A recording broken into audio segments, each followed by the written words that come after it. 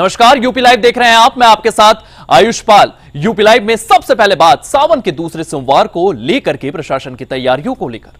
सावन के दूसरे सोमवार से पहले सड़कों पर कांवड़ियों का हुजूम, जलाभिषेक से भारी संख्या में यहां पर कांवड़िये पहुंच रहे हैं। कांवड़ यात्रा को लेकर के सुरक्षा व्यवस्था जो है वो बढ़ा दी गई है। कांवड़ियों के विश्राम के लिए जगह जगह कांवड़ शिविर लगाए गए हैं। तो ये तमाम जानकारियां आपको दे दें। सावन के दूसरे सोमवार से पहले सड़क पर कांवड़ियों का हुजूम देखने को मिला है। इसको लेकर के प्रशासन भी अलर्ट नजर आ रहा है। जलाभिषेक से पहले भारी संख्या में सुरक्षा व्यवस्था जो है वो बढ़ा दी गई है। कांवड़ यात्रा को लेकर के ये सुरक्षा व्यवस्था बढ़ाई गई है। इसी के साथ साथ आपको बता दें, कांवड़ियों के विश्राम के लिए जगह जगह कांवड़ शिविर भी लगाए गए हैं। कांवड़ियों के विश्राम के लिए जगह जगह ये शिविर लगाए गए हैं। यहाँ पर तमाम तरीके की व्यवस्थाएं कांवड़ियों के लिए रखी गई है और लगातार तैयारियां जो है वो प्रदेश भर में देखने को मिल रही है। सावन के दूसरे सोमवार से पहले सड़कों पर कांवड़ियों का हुजूम देखने को मिला है। जलाभिषेक में भारी संख्या में कांवड़िये पहुंच रहे हैं। इसी के साथ साथ कांवड़ यात्रा को लेकर के सुरक्षा व्यवस्था भी कड़ी कर दी गई है।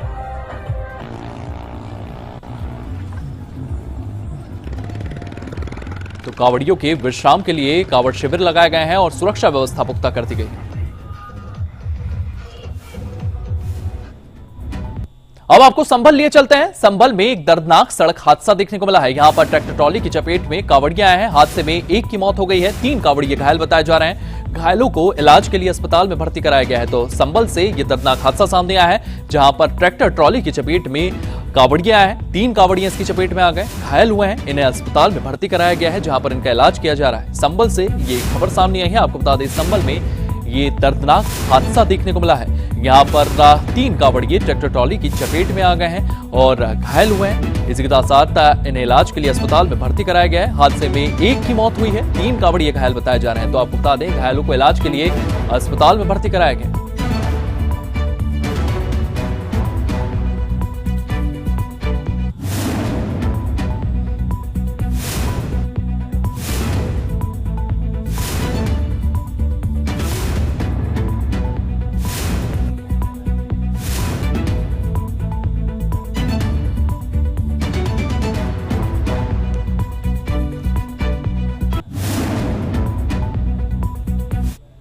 एक्सीडेंट हुआ है और जिसमें घायल कांवड़िये जो है हमारे पास आए हैं। 3 कांवड़िये, ठीक है। एक तो इनके में बहुत ज़्यादा चोट है, एक के सर में चोट है, एक के कंधे में हल्की सी चोट है। तो और ये 3 कांवड़िये आए हैं जो हमारे पास हैं, जिनका हम लोग इलाज कर रहे हैं। और इनमें से हम एक पेशेंट को तो रेफर कर रहे हैं, उसकी जांघ में बहुत चोट है। और दूसरा अंडर ऑब्जर्वेशन में 2 है, तो वो भी देख रहे हैं एक्सरे करा के क्या है क्या नहीं है। और एक इसमें डेड है जो अरविंद नाम का है। वो कितनी उम्र? उसकी उम्र करीब 22-24 साल के करीब बताई गई है जी। वहीं मिर्जापुर से अगली खबर सामने आई है। मिर्जापुर में कांवड़िये और सीआरपीएफ जवानों के बीच में विवाद हुआ है। मिर्जापुर स्टेशन पर सीआरपीएफ जवानों से कांवड़िये भिड़े हैं। कांवड़िये और जवानों के बीच में हाथापाई भी हुई है। तो आपको बता दें, मिर्जापुर का ये पूरा मामला बताया जा रहा है। मिर्जापुर स्टेशन पर सीआरपीएफ जवानों से कांवड़िये भिड़ते हुए नजर आए हैं। कांवड़िये और जवानों के बीच में हाथापाई भी हुई है। मिर्जापुर का ये पूरा मामला बताया जा रहा है और ये तस्वीरें आप देख सकते हैं किस तरीके से यहाँ पर सीआरपीएफ जवानों से कांवड़िये भिड़ते हुए नजर आ रहे हैं। मिर्जापुर स्टेशन पर सीआरपीएफ जवानों के साथ हाथापाई करते हुए तमाम कांवड़िये नजर आ रहे हैं और देख सकते हैं किस तरीके से यहाँ पर सीआरपीएफ जवान को पीटा जा रहा है। कांवड़िये और जवान के बीच में यहाँ पर यह हाथापाई हुई है। मिर्जापुर स्टेशन पर ये पूरी की पूरी हाथापाई देखने को मिल रही है। उसके बाद ये तस्वीरें सामने आई हैं।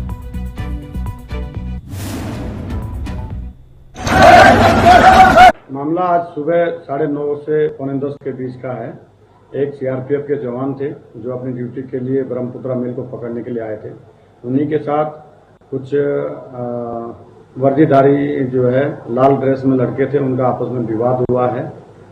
और इस संबंध में हम लोगों के द्वारा 7 आरोपियों को जो है हिरासत में लिया गया है, जिनके खिलाफ विधिक कार्रवाई कराई जा रही है। वहीं उत्तर प्रदेश के मुख्यमंत्री योगी आदित्यनाथ ने दिल्ली दौरे ने एक बार फिर सियासी हलचल तेज कर दी है। सीएम योगी ने प्रधानमंत्री नरेंद्र मोदी, गृह मंत्री अमित शाह और बीजेपी राष्ट्रीय अध्यक्ष जेपी नड्डा से मुलाकात की है। इससे पहले लखनऊ में उत्तराखंड के राज्यपाल लेफ्टिनेंट जनरल गुरमीत सिंह से भी सीएम योगी आदित्यनाथ ने शिष्टाचार भेंट की है। इन मुलाकातों के क्या कुछ मायने हैं, इस रिपोर्ट में देखिए।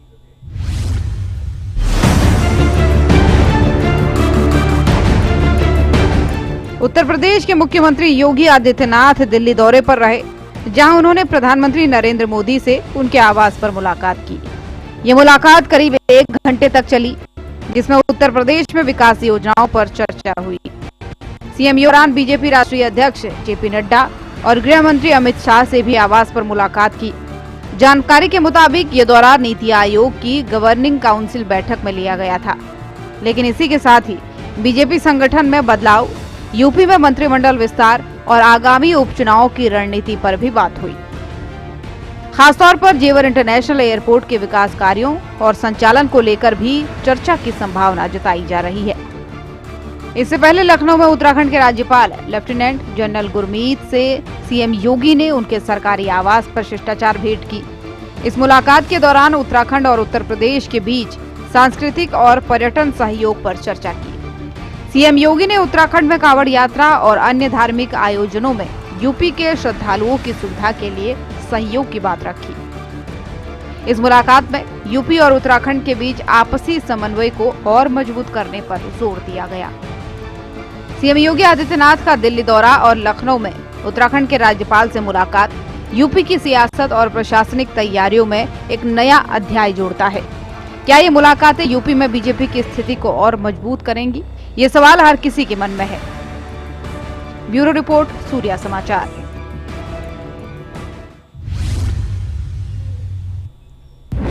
अब आपको उत्तर प्रदेश के प्रयागराज लिए चलते हैं। उत्तर प्रदेश के प्रयागराज में एक और रेल कनेक्टिविटी को बढ़ावा मिल रहा है। कैबिनेट मंत्री नंद गोपाल नंदी ने सूबेदारगंज रेलवे स्टेशन से राजेंद्र नगर टर्मिनल के लिए नई दिल्ली के लिए अमृत भारत एक्सप्रेस को हरी झंडी दिखाकर रवाना किया है।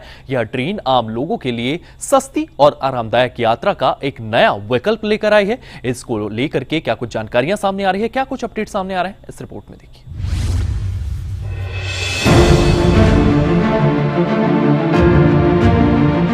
शुक्रवार को प्रयागराज के सूबेदारगंज रेलवे स्टेशन पर यूपी सरकार में औद्योगिक विकास मंत्री नंद गोपाल नंदी ने अमृत भारत एक्सप्रेसवे को हरी झंडी दिखाकर रवाना किया।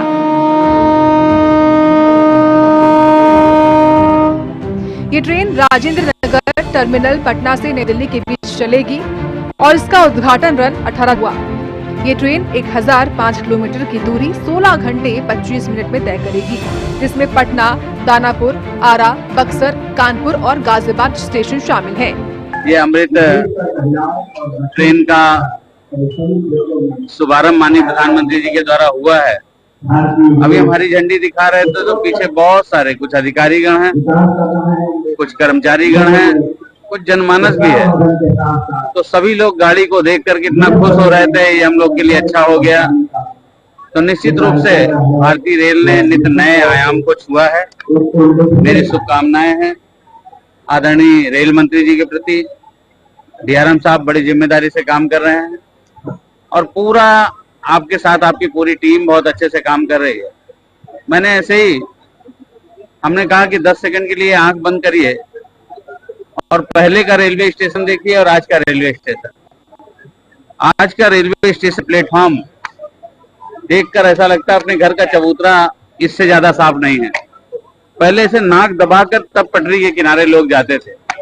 तो निश्चित रूप से इन 11 सालों में बदलाव लोगों ने देखा है और भारतीय रेल का जो आधुनिकीकरण आदरणीय रेल मंत्री जी कर रहे हैं, निश्चित रूप से जो विकसित भारत की परिकल्पना है, इसमें आत्मनिर्भरता रेल डिपार्टमेंट के सभी अधिकारी कर्मचारियों को मैं बधाई देता हूं आज के इस दिन की और माननीय प्रधानमंत्री जी के उत्तर प्रदेश और खास तौर से प्रयागराज की जनता की ओर से बहुत बहुत धन्यवाद करता हूं, बहुत बहुत आभार प्रकट करता हूं।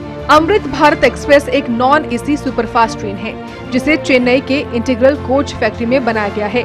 इसमें 11 जनरल कोच, 8 स्लीपर कोच और एक पेंट्री कार है। ट्रेन की अधिकतम रफ्तार 130 किलोमीटर पर घंटे की है और ये पुश पुल तकनीक से चलती है, जिसमें दोनों छोर पर लोकोमोटिव इंजन है।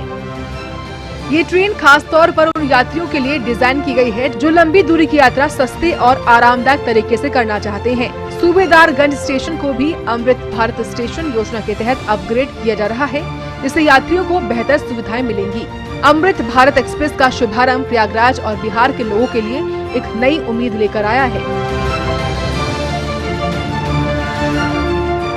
ये ट्रेन न केवल केवल यात्रा को सुगम बनाएगी बल्कि बड़े आयोजनों के लिए भी रेलवे की तैयारी को मजबूत करेगी। ब्यूरो रिपोर्ट, सूर्या समाचार।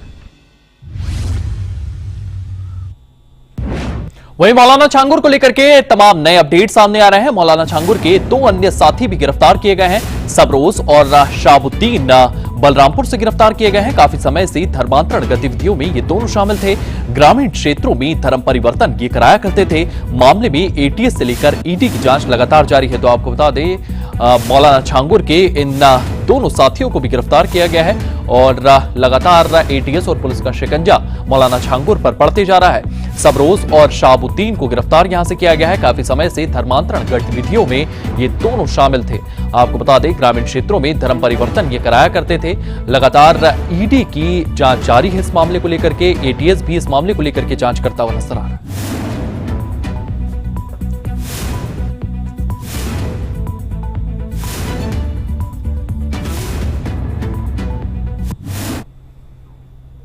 इसी के साथ साथ उत्तर प्रदेश में सड़क हादसे लगातार बढ़ते जा रहे हैं। मथुरा में यमुना एक्सप्रेसवे पर एक भीषण कार दुर्घटना देखने को मिली है। इस दुर्घटना में 6 लोगों की मौत हो गई है और 2 लोग गंभीर रूप से घायल बताए जा रहे हैं। वहीं प्रयागराज के सिविल लाइन इलाके में एक तेज रफ्तार कार ने कई लोगों को टक्कर मार दी, जिसके बाद घायलों को अस्पताल में भर्ती कराया गया है। क्या कुछ इन दोनों हादसों को लेकर के जानकारियां सामने आ रही है, इस रिपोर्ट में देखिए।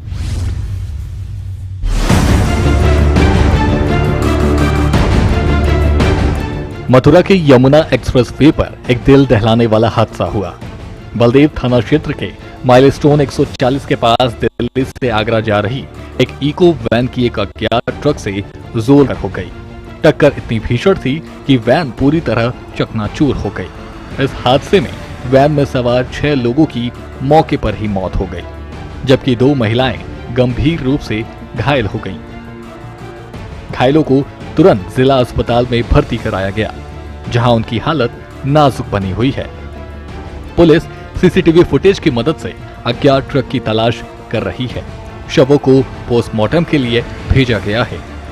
इको गाड़ी जो कि दिल्ली से आगरा जा रही थी, वो संभवतः ड्राइवर को नींद आने के कारण आगे चल रहे हैवी व्हीकल में जाकर टकरा गई, जिसमें कि मौके पर ही इको सवार 6 लोगों की मृत्यु हो गई और 2 लोग उसमें गंभीर रूप से घायल हैं, जिनको उपचार हेतु अस्पताल में भर्ती कराया गया। उनका बेहतर से बेहतर इलाज कराया जा रहा है। इसमें परिजनों से संपर्क स्थापित कर अग्रिम कार्रवाई सुनिश्चित की जा रही है। और दूसरी घटना लगभग रात्रि 4 बजे की है। 131 माइलस्टोन पर एक निजी बस जो कि दिल्ली से मध्य प्रदेश जा रही थी, ये पलट गई। इसमें भी संभवतः ड्राइवर को नींद आने के कारण ये घटना हुई है और इसमें कुल 8 लोग जो कि घायल थे, उनको यहाँ जिला अस्पताल भर्ती कराया गया था। उन सभी की स्थिति सामान्य है। इनको डीएम साहब और हमारे द्वारा सभी से मुलाकात भी की गई और इनके परिजनों से संपर्क भी स्थापित किया गया है। इनका बेहतर से बेहतर इलाज कराया जा रहा है व इनको अपने गंतव्य तक भेजने की व्यवस्था कराई जा रही है। इसके अतिरिक्त 9 अन्य लोग जो घायल थे, उनको एसएन मेडिकल आगरा में भर्ती कराया गया। वहाँ भी हमारी टीमें मौजूद हैं। उधर प्रयागराज के सिविल लाइंस इलाके में एक दर्दनाक हादसा हुआ। अंबेडकर सर्कल के पास एक तेज रफ्तार कार ने सड़क पर खड़े कई लोगों को टक्कर मार दी। इस हादसे में 4 लोग गंभीर रूप से घायल हो गए, जिनमें 2 महिलाएं और एक बच्चा शामिल है। कार चालक शराब के नशे में था और गाड़ी का नियंत्रण खो दिया। घायलों को अस्पताल में भर्ती कराया गया, जहां 2 की हालत गंभीर बनी हुई है। पुलिस ने कार चालक को हिरासत में ले लिया है और उसके खिलाफ लापरवाही से गाड़ी चलाने और शराब पीकर वाहन चलाने की धाराओं में मुकदमा दर्ज किया गया है। ये अंबेडकर चौराहे के समीप एक सफेद वैगनार अनियंत्रित होकर कुछ लोगों को चोटी उसने कर दिया था, जिसमें से 3 महिलाएं घायल थी। उनको लाके तुरंत यहाँ सारण में एडमिट कराया गया, जिनमें 2 के हालत जो है सामान्य है तथा एक महिला की इलाज के दौरान मृत्यु हो गई है। इसमें एक स्पेशल 2 टीमों का गठन करके जो ड्राइवर है उसकी गिरफ्तारी हेतु प्रयास किए जा रहे हैं तथा परिवारीजनों से तहरीर प्राप्त करके इसमें तुरंत FIR करा के विधिक कार्रवाई सुनिश्चित की जाएगी। गाड़ी कब्जे में ली गई, गाड़ी जो है उसको कब्जे में ले लिया गया है। ड्राइवर मौके से फरार है, उसकी गिरफ्तारी हेतु टीमों का गठन कर दिया गया है। मथुरा और प्रयागराज के इन हादसों ने एक बार फिर सड़क सुरक्षा की बदहाल स्थिति को सामने ला दिया है। क्या तेज रफ्तार और लापरवाही पर लगाम लगाने के लिए ठोस कदम उठाए जाएंगे? ब्यूरो रिपोर्ट, सूर्या समाचार।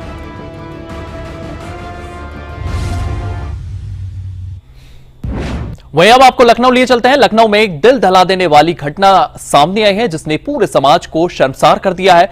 इंदिरा नगर में एक 4 साल की मासूम बच्ची के साथ स्कूल वैन के ड्राइवर मोहम्मद आरिफ ने रेप की घिनौनी वारदात को अंजाम दिया है। बच्ची की मां की शिकायत पर लखनऊ पुलिस ने तुरंत कार्रवाई करते हुए आरोपी को गिरफ्तार कर जेल भेज दिया है। लेकिन इस मामले में स्कूल प्रबंधन की संवेदनहीनता और ऐसी बीमार मानसिकता वालों की करतूतों को फिर से उजागर कर दिया है। क्या कुछ इस मामले में सामने आ रहा है, इस रिपोर्ट में देखिए।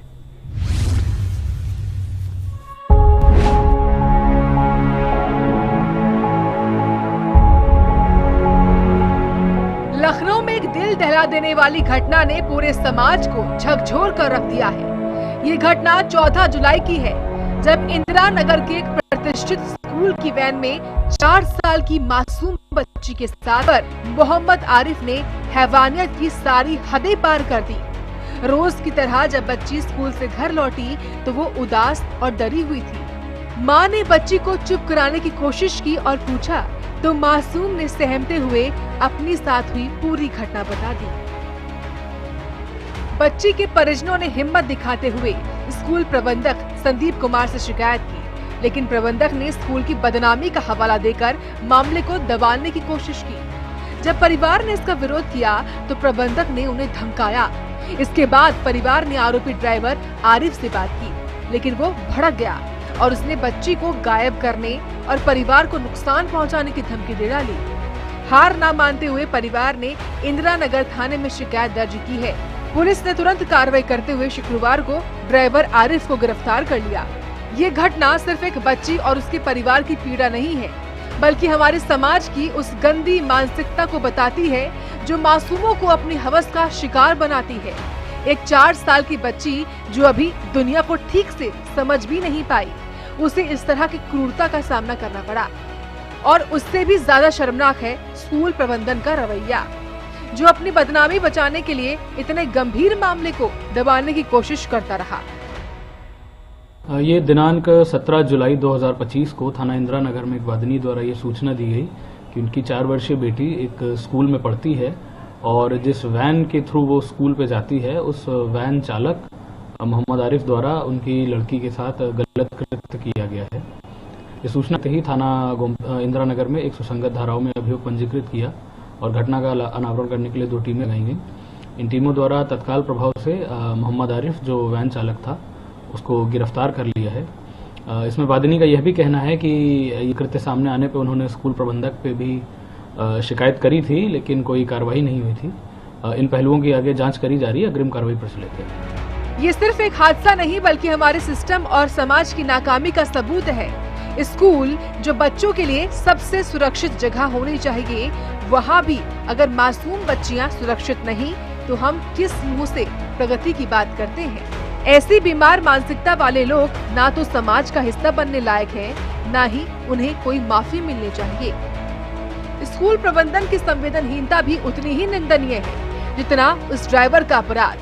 बच्चों की सुरक्षा के लिए सख्त कदम उठाए जाएं और दोषियों को ऐसी सजा मिले कि कोई और ठगा घिनौना कृत्य करने से पहले 100 बार सोचे। लखनऊ की इस मासूम बच्ची की चीखें अब हम सब के लिए एक चेतावनी है। समाज की उस गंदी सोच के खिलाफ जंग है जो मासूमों को अपनी हवस का शिकार बनाती है।